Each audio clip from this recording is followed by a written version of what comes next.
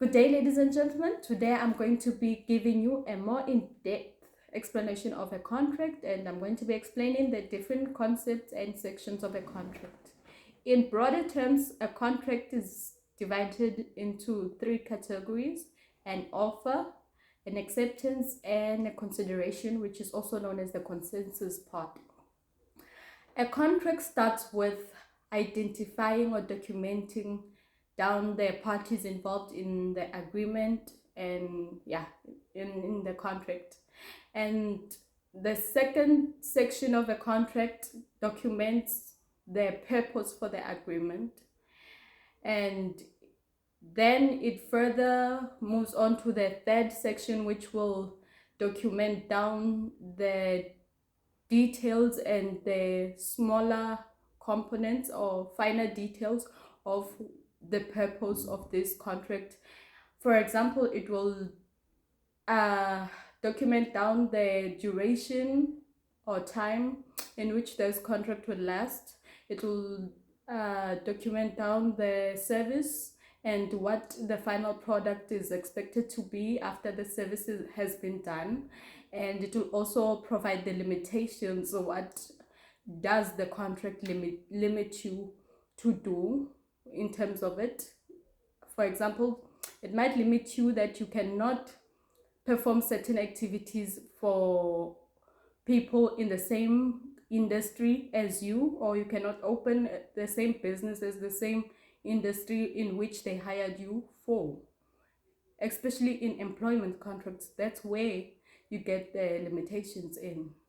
And then after that section, there will be a section where they detail down the remedies and the conflict resolution in terms of this agreement and contract, whereby they will give you the breach of contract remedies, like the positive malperformance remedy, the mora creditora remedy, mora debitora remedy, and it will also detail down what will cause the contract to terminate and when will the contract be terminated.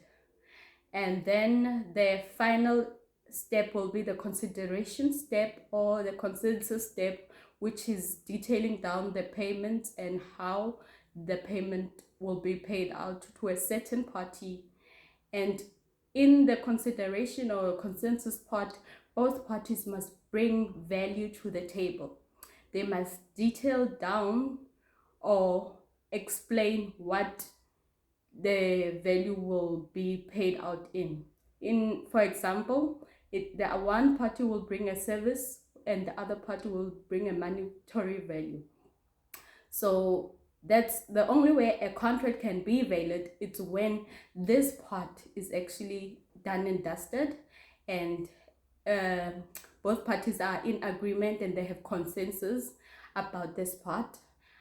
And usually in this part also they detail down that we want a deposit of 80%, or we want the payment upfront and then we'll perform the service afterwards. It will depend on the particular contract in which you've entered into. What do the parties agree upon?